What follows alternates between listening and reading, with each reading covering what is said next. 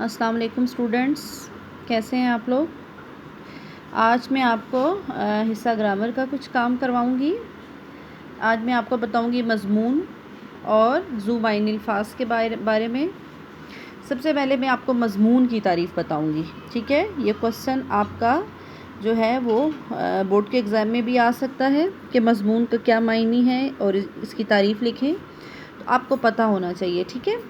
اصل میں جو مضمون ہے اس کا لفظ جو ہے وہ عربی سے لیا گیا ہے، یعنی مضمون کا لفظ اپنی اصل کے اعتبار سے عربی ہے، جس کے لغوی معنی ہیں ضمن میں لیے ہوئے۔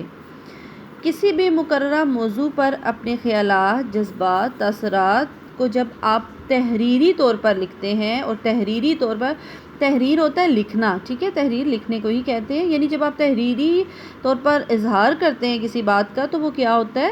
وہ اس طرح سے مضمون کہلاتا ہے۔ اور دنیا کا کوئی بھی مسئلہ ہو، کوئی بھی معاملہ ہو، تو اس پر کیا ہوتا ہے کہ مضمون لکھا جا سکتا ہے۔ آپ کو موضوع دیا جاتا ہے، آپ اس پہ مضمون لکھ سکتے ہیں، اور مضمون لکھنے کے کچھ اصول ہوتے ہیں اس میں جو میں آپ کو بتا رہی ہوں۔ آپ اس کو اگر مد نظر رکھیں گے، اپنے ذہن نشین کریں گے، تو آپ کے لیے مضمون لکھنا بہت آسان ہو جائے گا، ٹھیک ہے؟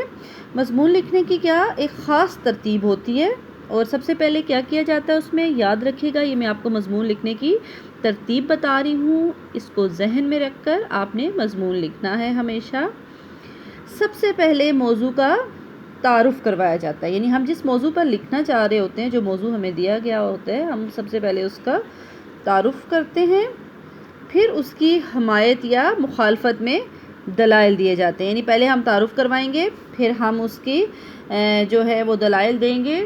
جو کچھ دلائل ایسے ہونے چاہیے جو اس کی حمایت میں ہو، فیور میں ہو، اور کچھ ایسے ہوں جو مخالفت میں ہو، اگینسٹ میں ہو، ٹھیک ہے؟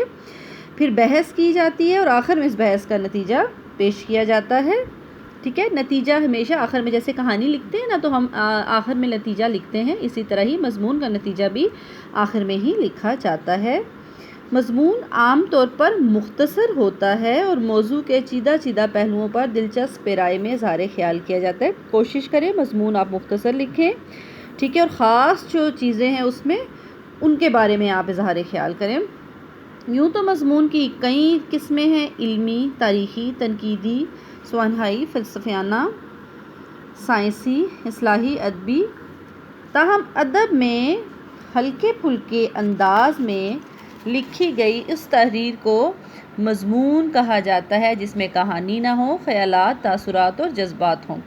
اچھا بچوں، آپ لوگوں نے اس چیز کو خاص طور پر ذہن میں رکھنا ہے کہ مضمون کو آپ نے اس طرح نہیں لکھنا کہ آپ نے اس میں جو ہے ایک پوری کہانی بیان کر دی کہ ایسا ہوا تھا، یہ واقعہ ہوا تھا، واقعہ نہیں لکھنا، ٹھیک ہے؟ کہانی آپ نے اپنے خیالات، تاثرات اور جذبات لکھنے ہیں۔ مجھے امید ہے آپ کو مضمون کی تعریف جو ہے سمجھ میں آ گئی ہوگی۔ اب ہم چلتے ہیں ذو معنی الفاظ کی طرف۔ دیکھیں، ذو معنی الفاظ کون سے ہوتے ہیں؟ بہت آسان ہے، میں آپ کو بتا دیتی ہوں۔ ذو معنی الفاظ ایسے ہوتے ہیں، یعنی وہ الفاظ جن کے دو مفہوم ہوں، یعنی ایک لفظ کے دو معنی ہوں، ٹھیک ہے؟ ان کو ہم کیا کہیں گے؟ ذو معنی الفاظ۔ جیسے یہاں پہ میں آپ کو سمجھا دیتی ہوں، جیسے ہے الفاظ اور معنی انہوں نے دیے ہیں، جیسے ہے یہاں پر جھگڑا، گزارش، اس طرح سے، ٹھیک ہے؟ جیسے اوپر ہے تکرار، ٹھیک ہے؟ تکرار۔ اب دیکھیں تکرار کے دو معنی دے دیے ہیں، کون کون سے ہیں؟ جھگڑا، تکرار کہتے ہیں جھگڑا کرنے کو بھی کہتے ہیں، اور اگر تکرار کہتے ہیں الفاظ کی تکرار ہو رہی ہے، یعنی کہ کچھ الفاظ ہیں جن کا بار بار استعمال کیا جا رہا ہے۔ یہ مثال دے رہی ہوں، تکرار کے معنی ایک تو ہوگا جھگڑا، دوسرا ہوگا بار بار، ٹھیک ہے؟ یعنی یہ لفظ کیا ہوا ہے؟ ذو معنی ہو گیا۔ پھر آتے ہیں عرض، ٹھیک ہے؟ عرض دیکھیں، عرض آپ کو پتہ ہے میں نے آپ سے عرض کیا، عرض گزارش کو، درخواست کو بھی کہتے ہیں، اور عرض جو ہے وہ چڑائی کو بھی کہتے ہیں۔ سمجھ میں آ گئی؟ یہ بھی ذو معنی لفظ ہے۔ مطلع آپ نے کیا ہوا ہے، اب دیکھیں میں نے یہ آپ کو جب مطلع کی تعریف کروائی تھی میں نے آپ کو بتایا تھا کہ اس کا مطلب ہے طلوع ہونے کی جگہ بھی، اور ٹھیک ہے اسی طرح غزل اور قصیدے کا جو پہلا شعر ہوتا ہے اس کو بھی مطلع کہتے ہیں، اس کی تعریف میں آپ کو بتا چکی ہوں، اور اسی تعریف میں نے آپ کو یہ بھی بتایا تھا کہ مطلع جو ہے وہ اس کا معنی یہ بھی ہے کہ طلوع ہونے کی جگہ، یعنی ایک لفظ کے دو معنی آگے، ٹھیک ہے۔ اسی طرح کے کچھ الفاظ میں آپ کو دوں گی، ٹھیک ہے، آپ جو خود لکھیں گے اور اس کے معنی تلاش کریں گے، ٹھیک ہے، اور کاپی پہ آپ لکھیں گے۔ مجھے امید ہے آپ کو آج مضمون کی تعریف اور ذو معنی الفاظ کے بارے میں سمجھ آ گئی ہوگی۔ شکریہ۔